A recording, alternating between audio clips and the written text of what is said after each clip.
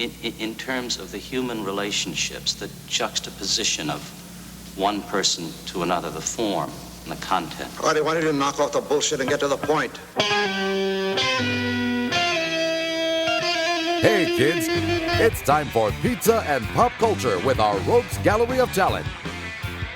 Coming at you on location from Eastside Pizza in Wallingford, Connecticut.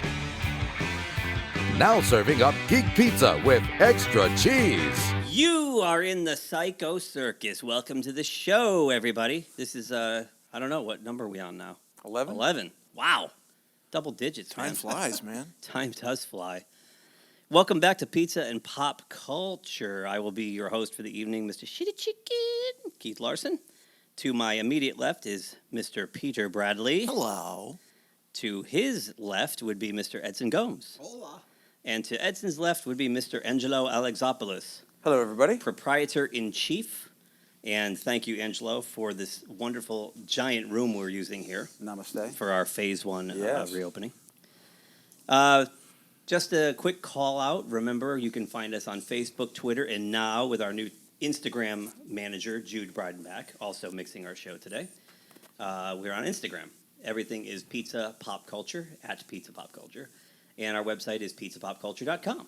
So please get your friends, family, enemies, anybody else you can think of to subscribe to our show and get our numbers up. That would be most awesome-monious. We would really appreciate it.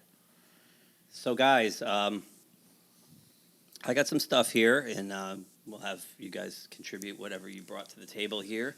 Where to begin, Edson? Seems like we had a little incident the other day with Dynamite Comics that is not good news. There's a little thing going around called Comics Gate. I guess it's being labeled as Comics Gate. And the idea behind this Comics Gate, if you will, this scandalous thing, is that if a company, say Dynamite Comics in this case, doesn't want to alter their titles or their stories based on political correctness and diversity. Right. They want to retain the integrity of story and character rather than check a box.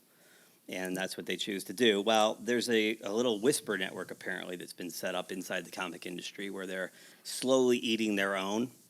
It's this Mean Girls type of Marxist comics code run by Gail Simone, Kelly Sue DeConnick, Tess Fowler, and Mags Visaggio, amongst others. And what they're doing now is they threatened Dynamite the other night. They got some top talent to threaten a walkout if Dynamite didn't change all their titles to what these people want. Yep.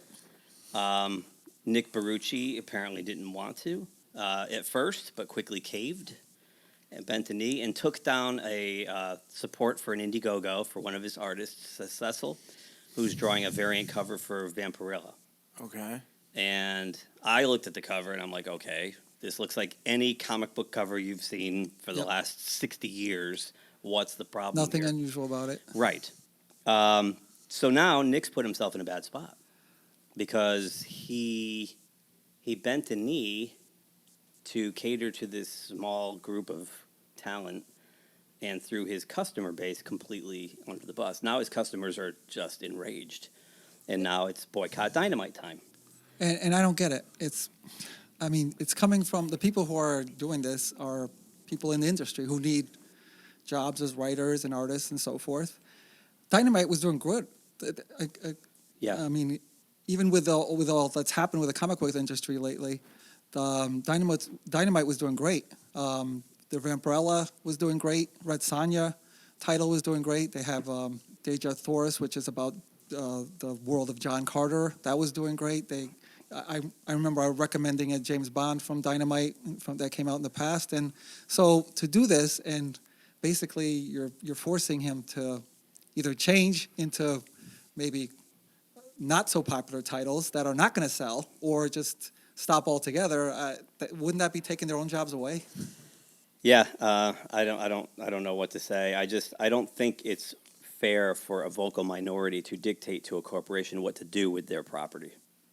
I don't know what the heck's going on here, or what the end game is really here. this is not the first case of this. Right. So we'll move past this because it's, there's a lot to talk about. But I know real quickly, I just want to bring up that Peter Cimetti from Alterna Comics, right up here in New Hampshire, he's great. He's a great guy. He was swatted about a year ago on a live stream. He was swatted? Swatted. I didn't know what that was either. I had to look it up. It's just basically someone posed as him and said he'd murdered his girlfriend and he was going to commit suicide. So they sent a SWAT team to bust the doors in while he was on a live stream. Oh, my God. And it was apparently these kind of people, these cancel culture people that did it to him. Because same thing, because he will not change, he will not compromise the artistic integrity of their books to check a box. And he lets the creators do what they want.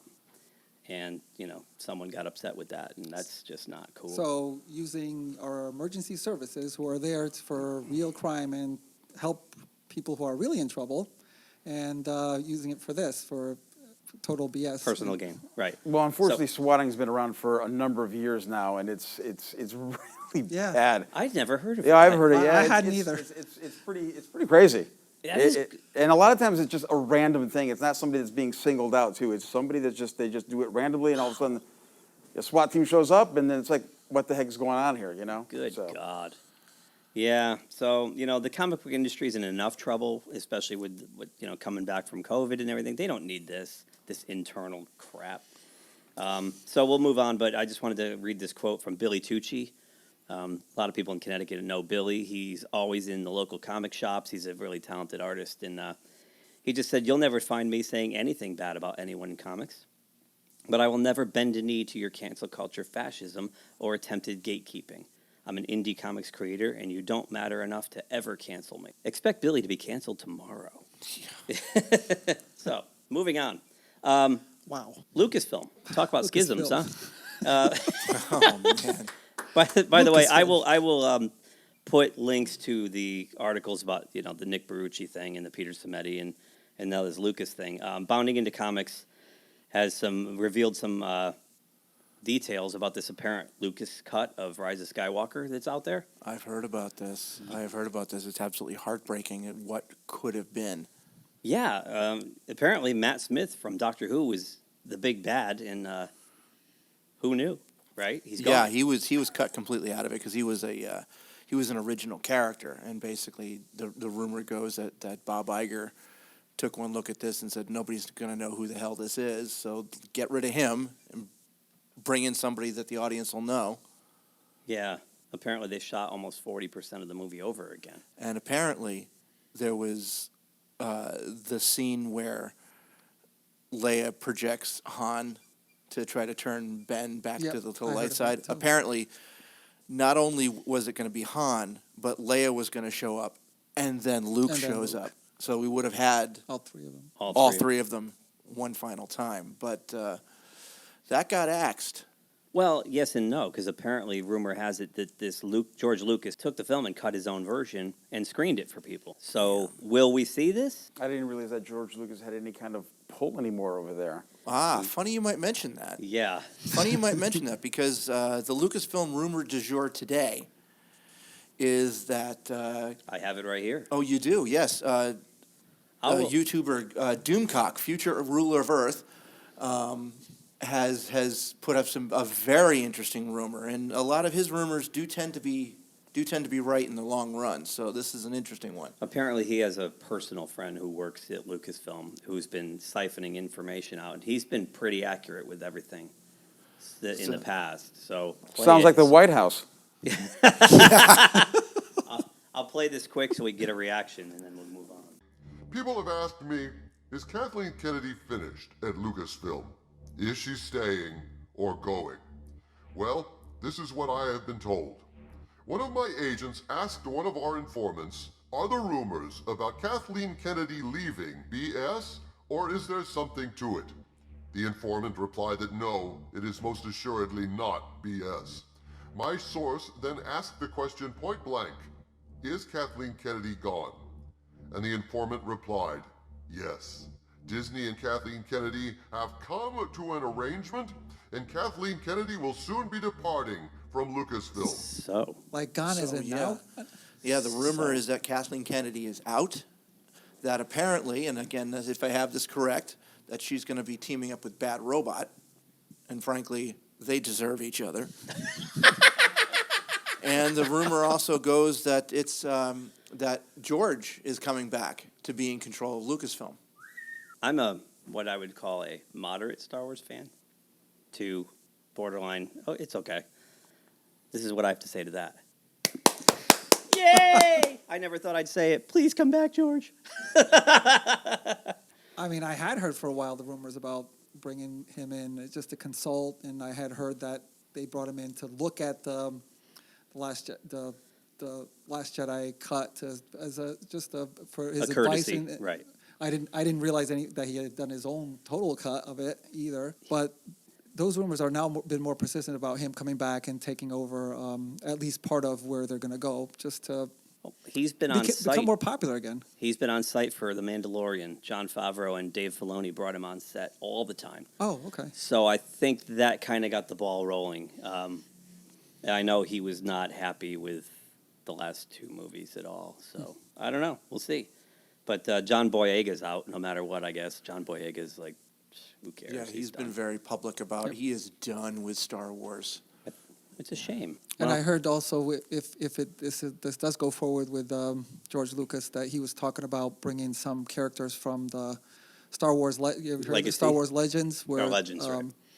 You know, it was all the novels and the comic books that continued on. There's like I believe they talked specifically about the character Mara Jade, who was the Emperor's right hand for a while, and then was in big conflict with Luke, and then wound up actually marrying Luke.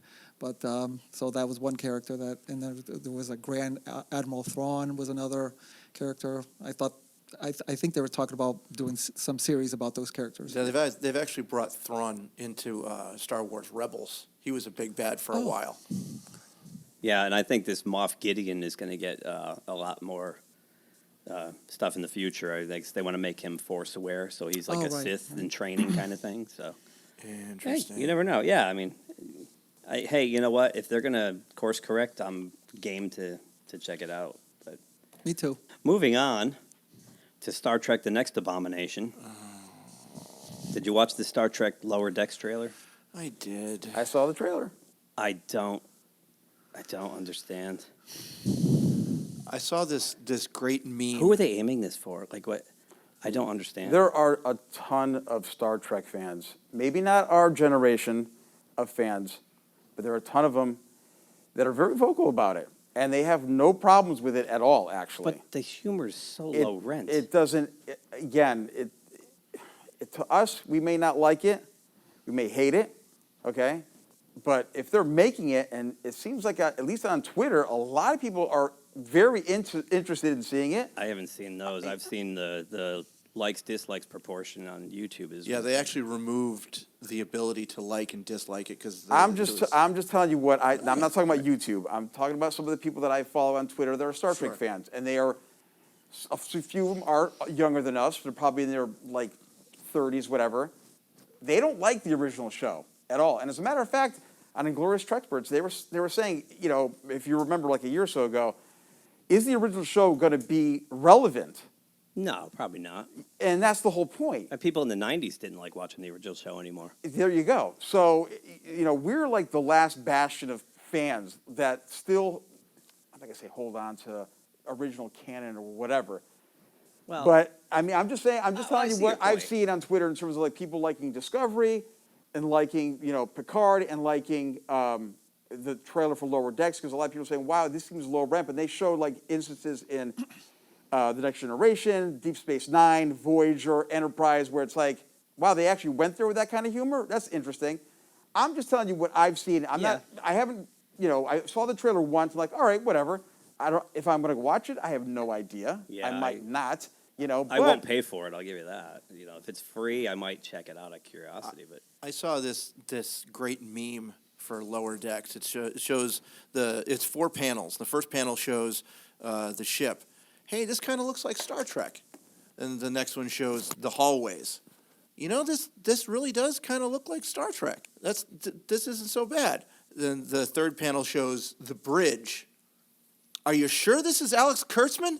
and the fourth panel shows one of the ensigns holding somebody's heart in his hand. Yeah. Like, oh, there it is.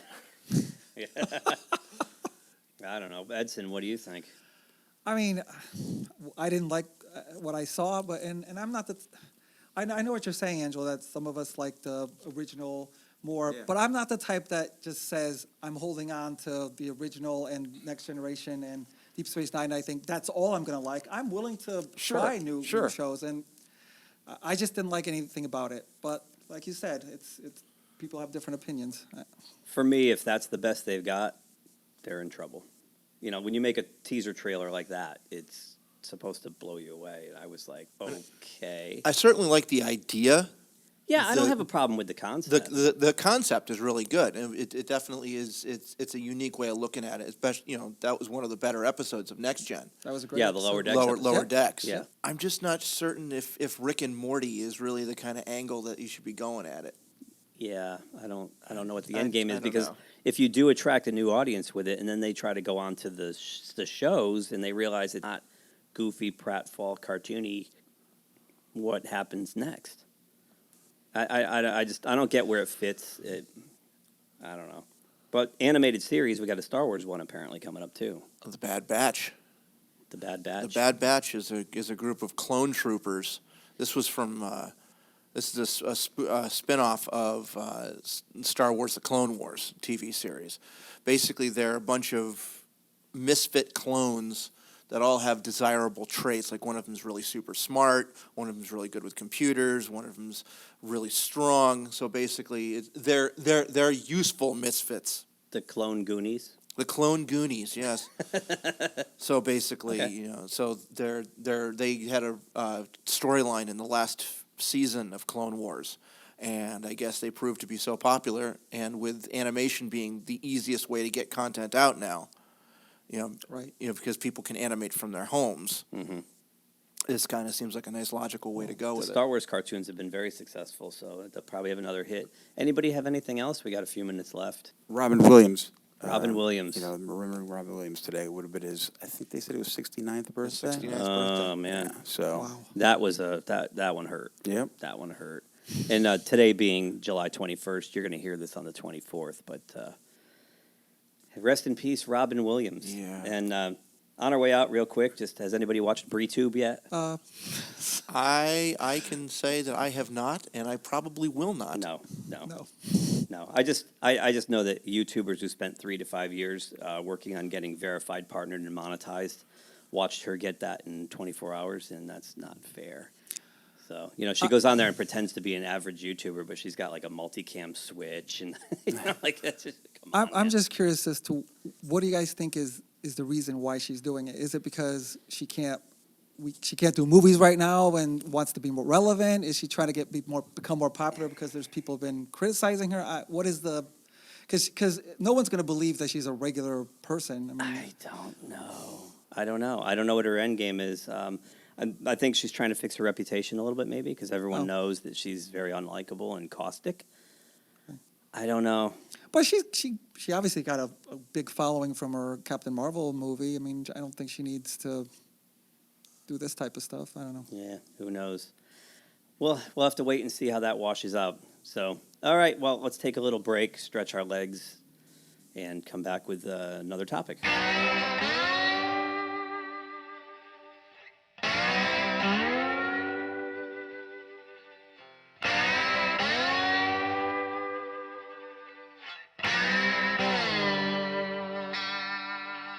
Hi, I'm Mike Butler. And I'm Mike Field. And you're listening to Forgotten Cinema's 30-Second Ad.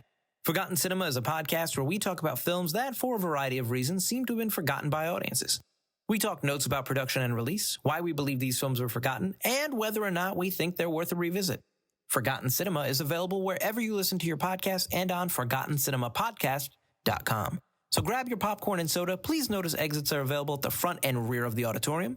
And be sure to check out forgotten cinema. It was the three-legged dog of comics. It was bad. These two gentlemen met in jail, and then when they got out, they started publishing. It should have been mobsters instead of doing what they're doing in comics. Management there was questionable at times. Some of it has to do with people who go to jail. We are sinners. We have corrupted the youth. Stuff that should never have been sold to kids. And then there was Charlton. I couldn't quite tell what they were doing. Charlton was just a hodgepodge of weird titles. What is this? Who am I dealing with? John threw nickels around like they were manhole covers. CATAP. They were cheap. Hell yes, they're cheap. They were special kind of special is what they were. Critic was horrible. You could smell them beginning to decay even as they were rolling off the press. At one point, they actually did have to move the comics operation into a bowling alley. It's something out of a sitcom. We want to publish comic books in the worst way, and they did. It's been called the street-fighting cousin of Marvel and DC. Maybe you've heard of them. Probably not. But you do know the industry legends that called it home. This is Charlton Comics. Follow at charltonmovie.com.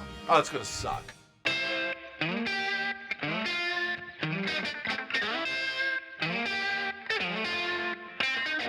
We're still in the Psycho Circus. No one leaves until this show is done. All right. I want to thank some of our other podcasting friends that are out there. Mainly, I gotta really give a shout out to John Amenta over at Pint of Comics. That dude is a godsend. He is promoting us left, right, center, night, day. He's responsible for mostly our entire Twitter following at this point. He's just an amazing guy. We love you, John. So Pint of Comics goes to the stratosphere, 4:30 movie, Inglorious Trexperts, Best Movies Never Made, and our new friends over at Forgotten Cinema. So thank you, guys. Remember, again, to follow us on Facebook, Twitter, and now Instagram that Jude is going to take care of. Right, Jude? Whoop. Yep, there he is. All right. Pizza, pop culture, at all of those. So, guys, this is a topic that can go in 80 different directions, and we can talk about it for a week straight. Movies and books and the intermingling therein. So I think for our kickoff segment, we'll revisit this a lot, I'm sure. How about Angelo's got a nice list over there of successful or historic movies throughout the years that were based on novels. Yeah, when we talked about doing this topic a week or so ago, I started to go on, memory and online and books and go back and right at the turn of, cinematic history when we went from the silent era to, the talkies, Dracula and Frankenstein, right. Bram Stoker and Mary Shelley, two literary, giants in terms of their, success, turned into films. Right. And still to this day, both of them are, considered two of the classics, not even just from that era, just, standing the test of time and still work. And, another film, a few years later that is in the news as of late is Gone with the Wind. And it was revised the same year because they were both, color films and they were, monster hits, both literary works. And, books and movies, like Keith said at the beginning of this segment, just go hand in hand since, for the last 100 years or so. Your Universal Monsters are great. You left one out, and Pete, being a big H.G. Wells fan, is probably... The War of the Worlds. Well, no, I was going Invisible Man first. Oh yes, the Invisible Man. That's right. The Invisible Man. That's right. Universal Monsters. Well, you know where my brain goes when you say H.G. Wells, it automatically goes for the War of the Worlds. Right. Yeah, but that's, again, right. Yeah. Edson, how about some successful movies you can think of that started as books? Well, the first one that popped up in my head was The Exorcist, because I actually read the book, and then I went to see... Yeah, first I read the book, and then I went to see the movie, and they complement each other so well.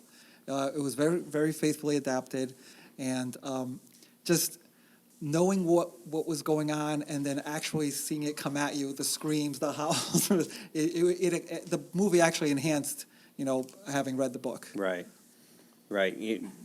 Getting back to you over there, Angelo. I remember, thanks for bringing that up, in high school, sophomore year, I think it was astronomy class. Somebody behind me was reading The Exorcist, and they had to put the book down, and I hadn't read the book or anything, I just kind of picked up what's going on here, and they showed me this segment of the book that they were reading, which was very, very graphic, and then my jaw hit the ground, and then our teacher, I forget his name, but he came over and picked the book up and then looked at the passage and put the book down and walked back to the front. I'm like, oh my God, what in the world just happened there, you know? So, yeah. That's, you know, from the book, too. I don't think that was actually even, I think it was a very small segment in the film because obviously you're going to have to leave certain things out. Sure. Even they left a lot of things in the film, but that particular segment of the book was taken out, and of the film, I should say, or probably not even filmed at all. But I just remember that from memory from sophomore class of astronomy. You know, so. It's not easy to take a book that could be anywhere between 3 and 1,000 pages sometimes and adapt it into a 2 to 2.5 hour movie. Right. You know, I think one of the, and you're a fan of this this book, Dune, is very problematic for that reason. Yes, So you've got this big. You know, yeah, I've read Dune a number of times over the years, and I remember reading Frank Herbert saying you could read this book as, you know, as a love story, as an adventure story, as a political story. He's written it in so many layers, and to turn it into a film. David Lynch, in a recent interview, said it was the worst experience he ever had making a movie. He hates the film. I happen to like the film. I have no problems with the movie at all. They did a miniseries on TV, which was really good. And now Denis Villeneuve is doing his adaptation, which is going to be, I think, 2 films. So I'm excited to see that. I thought was a great decision right off the bat. Yeah, exactly. And he's a fantastic director, and I've loved his previous work. So I'm excited to see what he's going to bring, you know, his vision of this book to a major motion picture. So. Yeah, that excited me knowing it was him, and I've liked his previous works. Plus the fact that they decided right away he knew he was going to stop halfway and make it into 2 movies because of the problematic issue that you just brought up. It's such a thick book. There's a lot going on. Yeah. So many layers in that book. It's an incredible book. I've read it probably about 6 or 7 times before the audio came out, and then listened to it about a dozen more times. I'm looking forward to it. I want to ask you guys, do you think, you know, in the past they tried to cram a book like that into 1 movie? And since Peter Jackson's Lord of the Rings, where he actually got New Line to cave and let him make a trilogy, the previous adaptation of Lord of the Rings was, again, it was an animated movie, and they tried to cram the whole thing into one release. Do you think that might have been the one that started this idea that those, like the Harry Potter last book got split? Well, then you do the reverse. He did 3 films for The Hobbit, which should have been probably just 1. Right. You know, and I'm like, what's this all about? You know, that was the studio going, ooh, let's get more money. Let's do that again. That was all a studio decision. And to be fair, for Lord of the Rings, Lord of the Rings is 3 different books. True. Right. So he did make 1 movie, and I like the fact that he made an extra long movie that would each of them were extra long, just to cover not all of them, cover as much material as possible. But it was 3 different books, so I mean. But do you think that was the jumping off point where the studios he made that work, and the studios were able to say, okay, let's let some of these novels breathe cinematically. You know, I don't think they would. Because of that success, I don't think Dune would have been 2 movies prior to 2001. The year, not the movie. You're probably right. You're probably right. I mean, because it was they were just monster hits, and they were smart enough to let him do what he wanted.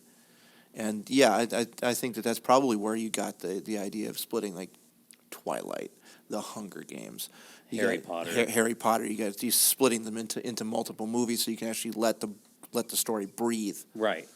You know, because they're so dense, and I think what else the Lord of the Rings also proved that the audience really does have the attention span to sit there for 3.5 hours. You're right, Keith, because they released the extended cuts, you know, also on DVD and Blu-ray and in the theaters, and they did financially well both, you know, in the theaters and at home. So, like you said, people are, you know, if you release it, they'll probably come, you know. If the material is handled right, if it's done well. Yeah. I mean, you could put out a 4-hour piece of garbage. Right. And garbage is garbage. You can't polish a turd, right? Right. So I still remember we were watching at the theaters. We went to see the third one, Return of the King, and it was over 3 hours long. And at one point, you said, "This movie isn't even letting us come up for air." Right. It was just going on and on from action, and it was so good, and it just wasn't stopping. Compelling characters, compelling dialogue, great situations.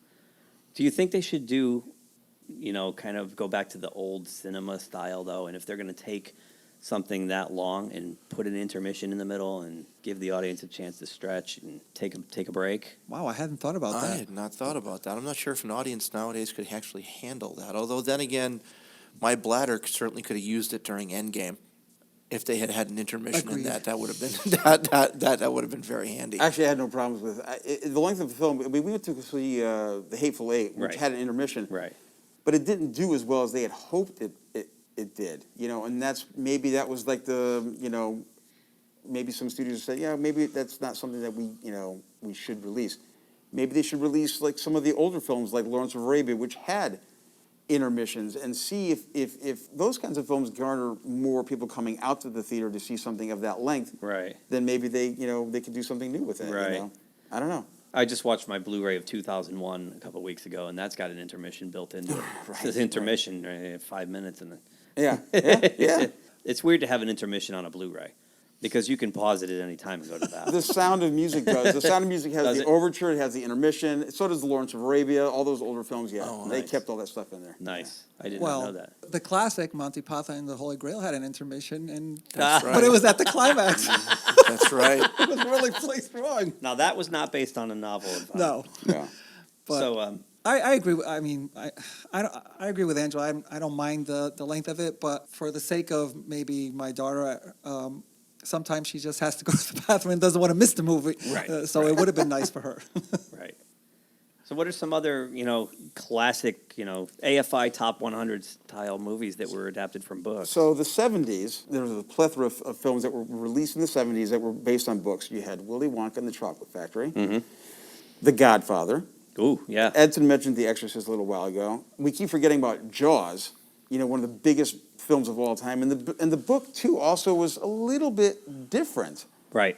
The ending was much different. The ending was different, and also, if memory serves, I think Hooper had an affair with Yes, he does. Brody's wife, That's right? right. So you're not, Steve, they're not going to put that into a movie. No way. Right, right. And also, one of my favorite films, probably my favorite animated film of all time, which was a book first and then turned into a film, was Watership Down. I knew you were going to say that. So the 70s had a lot of great, and then Stephen King, Carrie?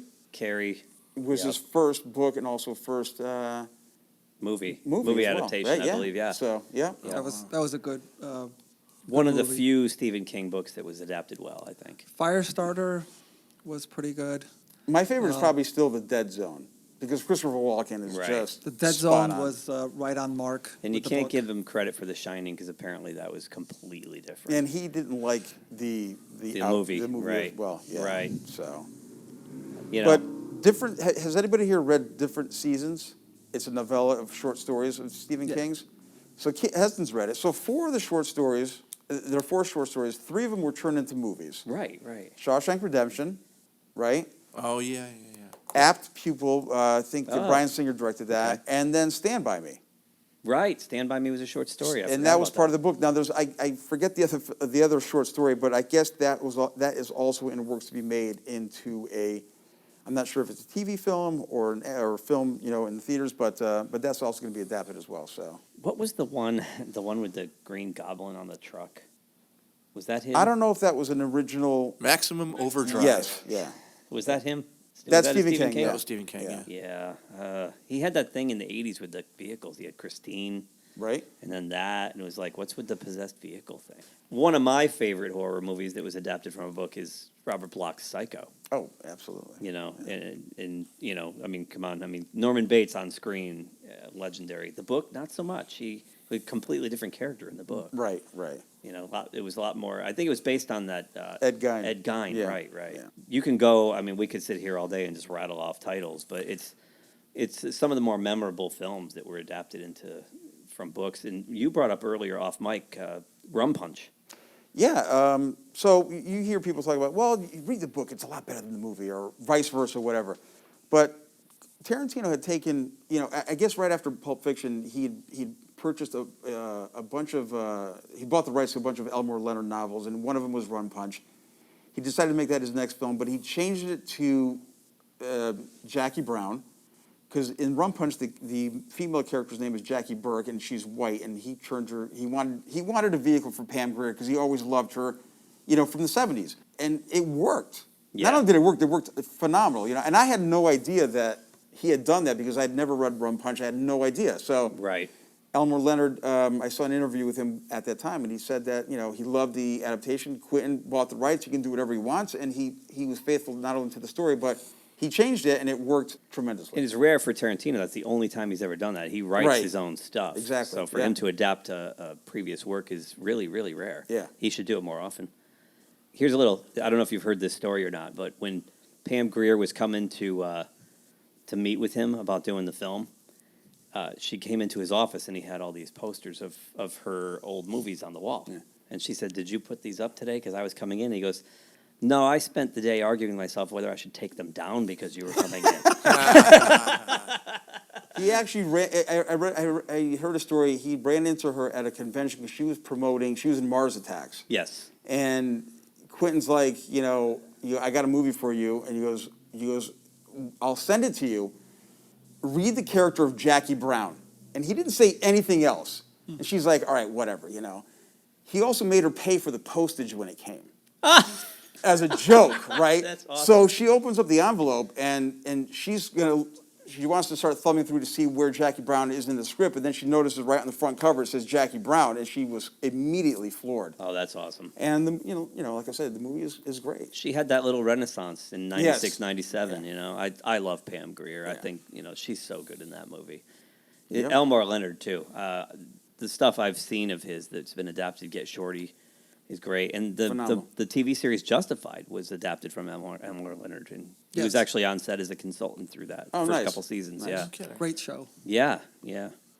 Who are some other authors that you like, Pete? Well, we brought up H.G. Wells and the War of the Worlds, which I still think, to my personal opinion, nobody's gotten it right yet.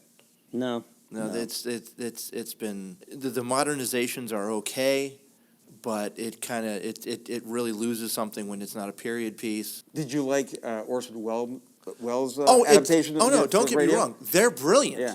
They're just not the book. The BBC is supposedly doing a series that's coming out. I think it's already out, Pete. Oh, is it? I think it's already out. I don't. Yeah. Has it come overseas yet? I think it has, actually.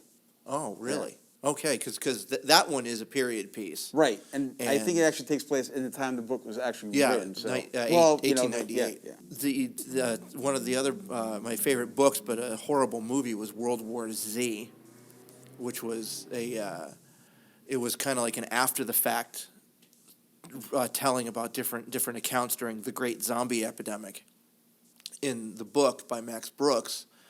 And unfortunately, the movie was turned into something completely different. It was turned into just kind of like a random zombie movie that was happening as the movie was happening, if that makes any kind of sense. And it's a passable movie, but read the book. Or even better yet, get the audio book, because you've got the likes of like Martin Scorsese in it. Yeah. Terry Ryan, Mark Hamill, both of the Reiners, Carl and Rob, are both in this thing. Alan Alda all play parts. So if you can find the audiobook of World War Z, you're really in for a treat. And you can also bring up movies that you didn't necessarily think were books, like Die Hard and Rambo were both books. First Blood, yeah. First Blood was a book. Die Hard is actually that's a sequel.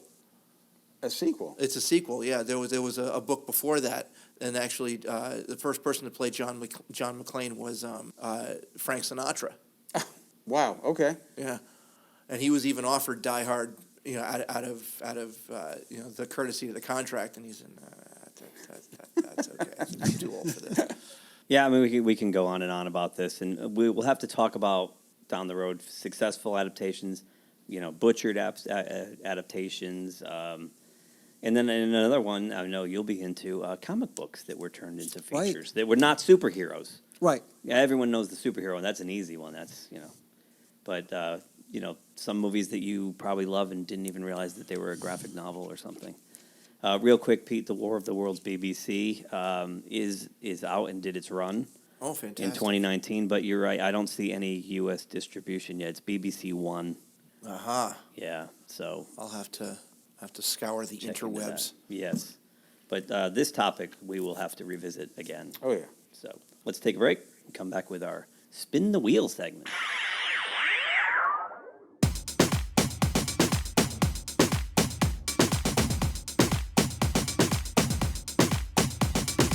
From the galactic depths of the comic book universe comes the ghosts of the stratosphere, ready to galvanize and energize your mind with the latest of comic book news and reviews. And why are you stopping me? Yes, that's much better. Hi, this is Andy Larsen for Ghosts of the Stratosphere. Join me every week along with my co-hosts Rob Stewart and Chad Smith, as well as a cavalcade of fantastic comic book guests as we dish out heaping helpings of the greatest and latest of comic book news and reviews. You can find us under Ghosts of the Stratosphere as well as on our website www.gotstratosphere.com. Hope to see you soon, folks. Hi there, this is the Manster, one of your humble hosts from Pint of Comics podcast. What is Pint of Comics, you say? Fair question. Pint of Comics is a weekly pop culture podcast with a mission to explore humankind's greater geekdom and report our findings back to you listeners every week. We explore movies, games, TV shows, comics, local events and conventions, and so much more. We'll tell you just what we think of all the stuff that makes life fun or at least bearable, and hopefully make you laugh, chortle, cackle, bust a gut, or even just chuckle while doing it. So join me and my fellow hosts Ganache and Sir John every week.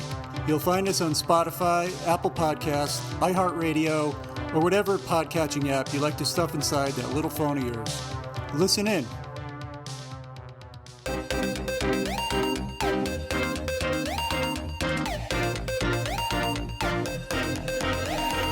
We are still in the Psycho Circus. No one leaves until the show is done. Got it? Got it? Yes, sir. All right.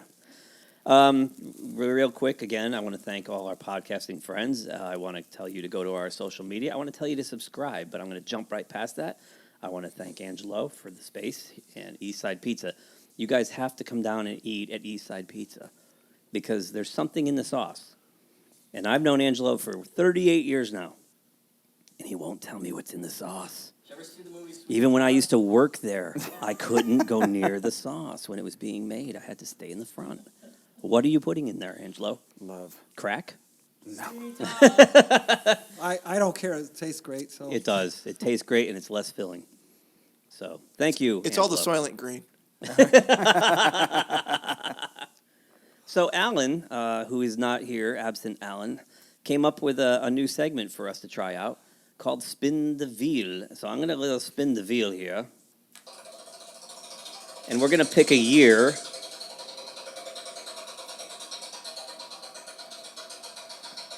That's great. The year would be 1994. Yay! 1994. Thank you, producer Jude, for that. That's going to be your new gimmick on this show, you realize. So we have movies and TV shows that came out in 1994. So I have the top grossing films in front of me, but does anybody want to start firing out some titles that you remember from the year 1994? Yeah, I mean, two films stand out in memory, Speed and Pulp Fiction.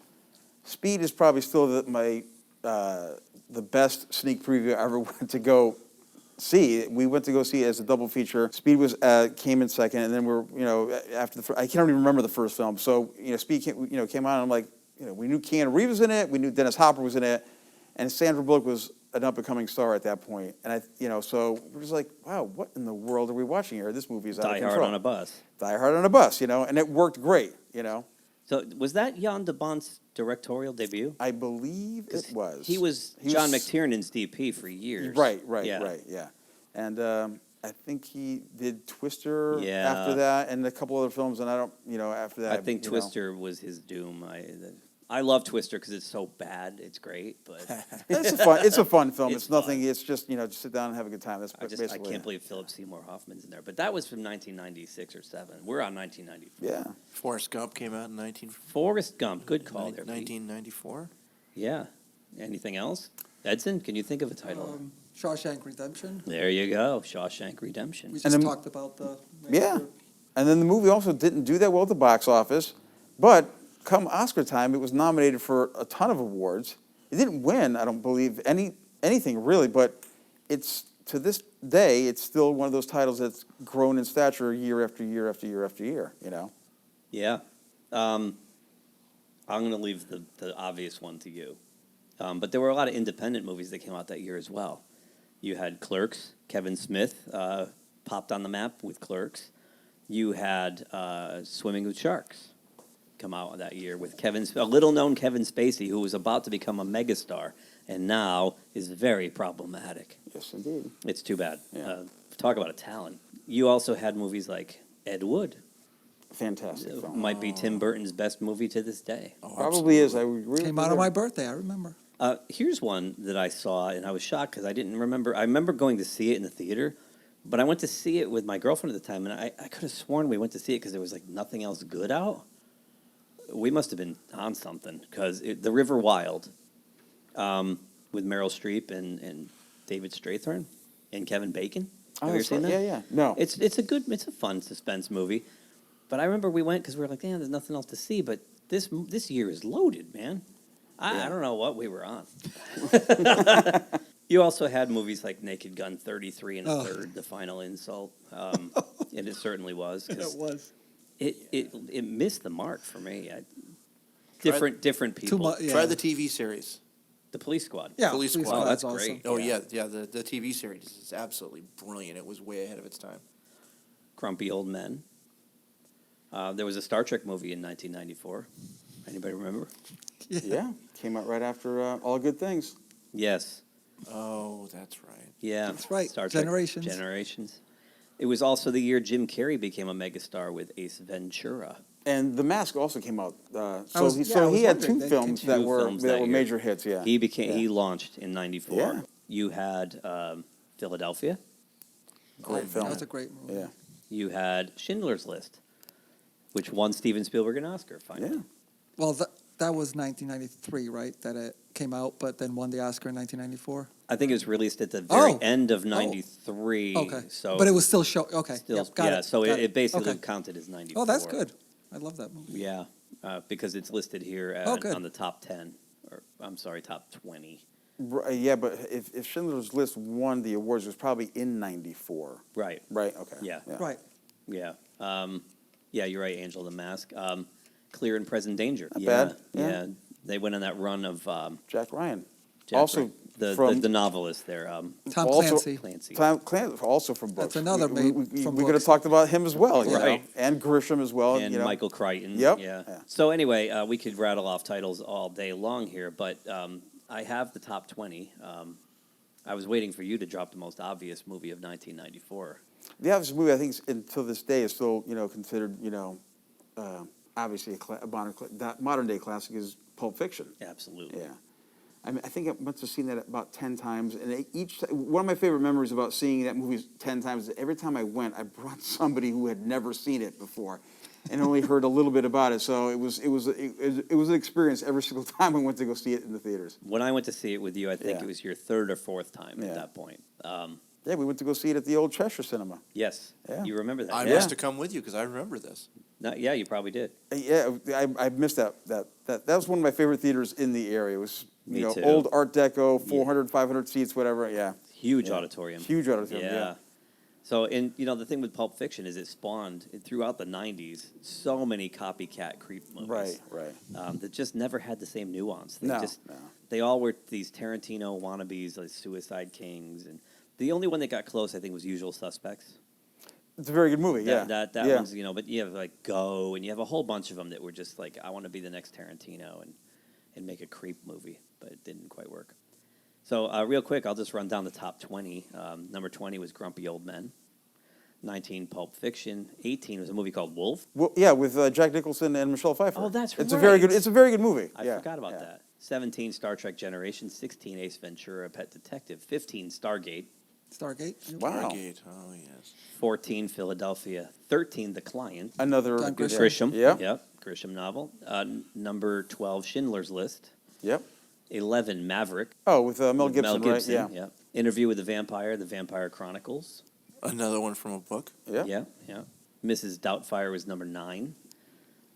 Robin Williams just doing a masterful job as an old woman, man. It was unbelievable.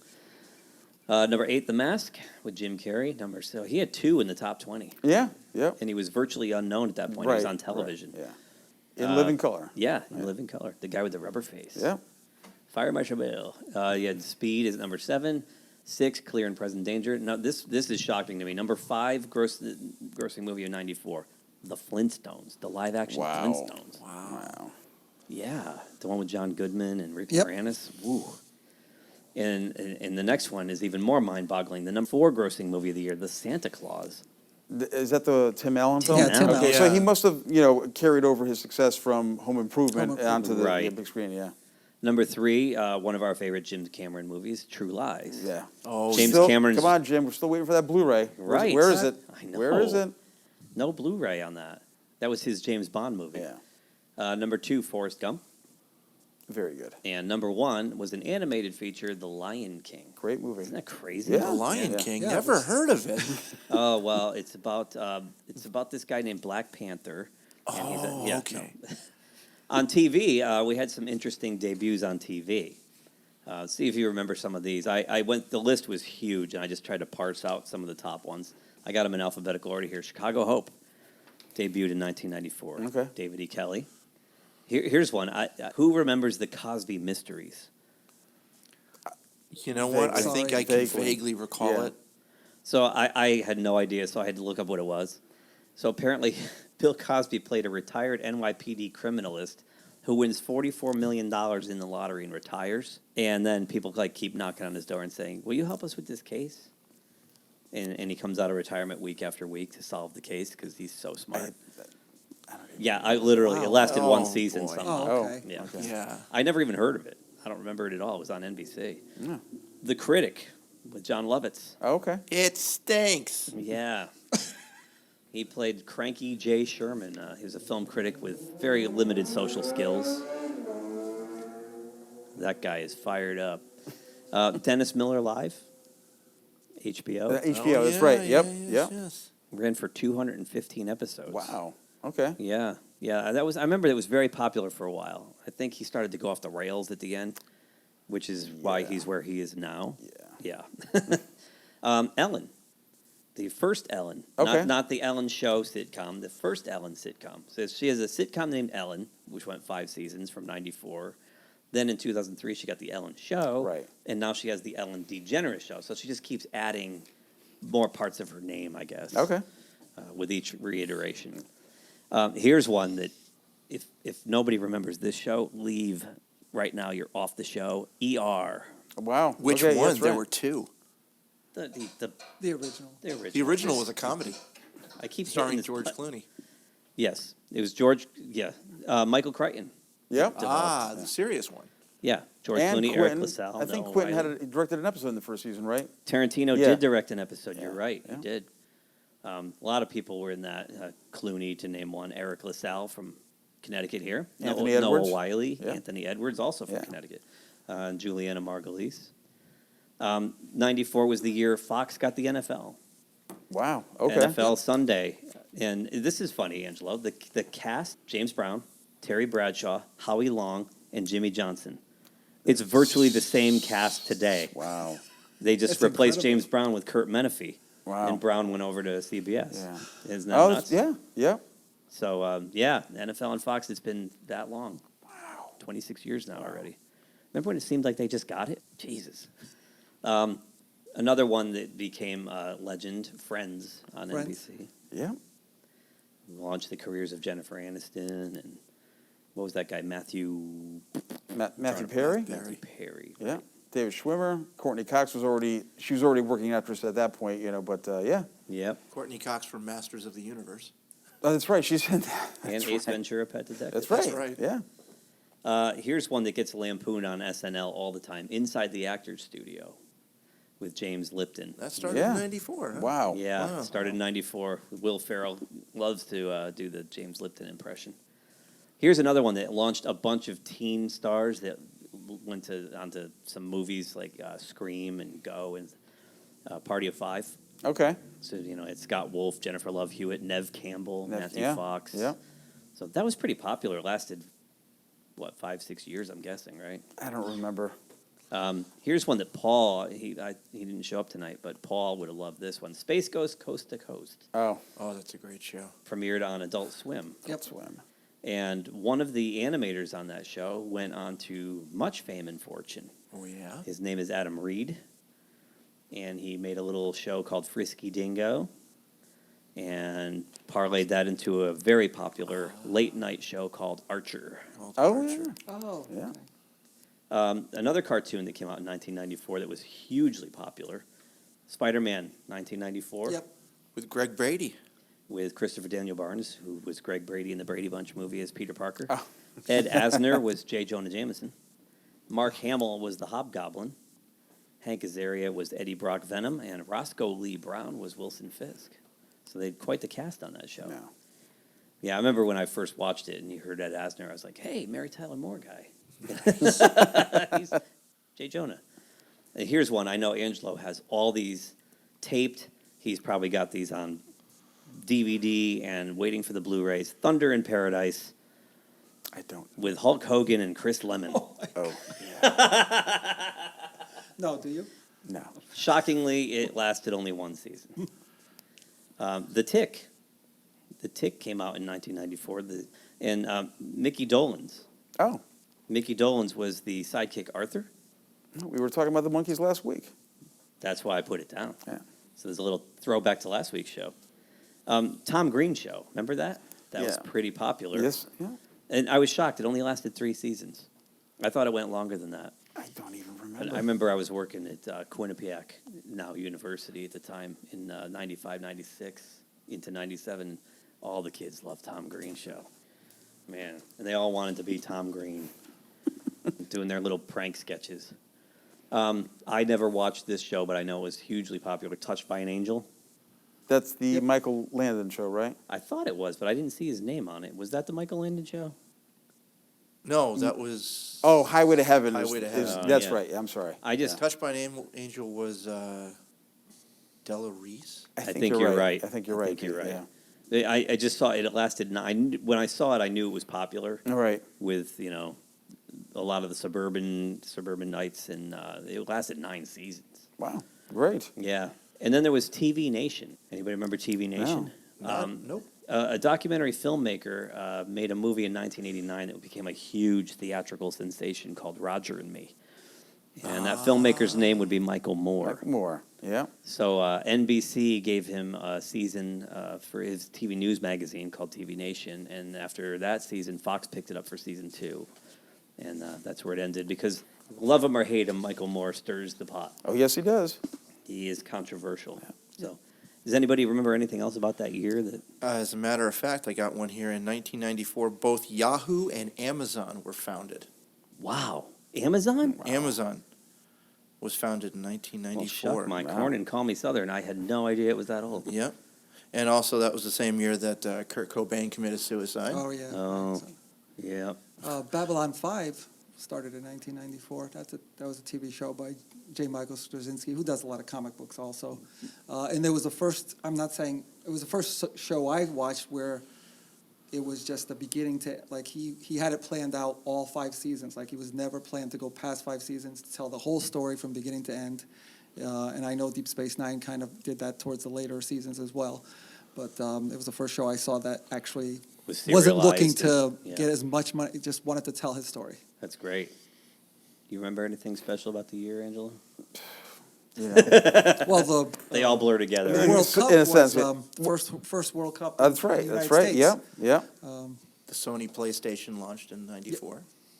And on the sports lines, we had a baseball strike that cost them the World Series that year for the first time since the World Series inception. No World Series. And then hot on the heels of that was an NHL lockout. And I was an intern at the Fox 61 sports department that year. Boring. It really was. I couldn't have picked a worse time to be an intern in the sports department. Good God. Oh, has anyone ever heard of Tanya Harding? Oh, that happened that year. That's right. Who's seen I, Tanya, by the way? That's very good. Isn't it great? Yeah, it's great, yeah. The fourth wall breaking is how good was Allison Janney as her mother? I couldn't stop laughing. It was so good. She was really good. Yeah. So, 1994. Everybody likes Alan's Spin the Wheel? Should we Yeah, do this absolutely, again? yeah. We'll tell Absolutely. Alan. It was awesome. All right, Alan, if you're listening, it was awesome. Spin the wheel, Raggedy Man.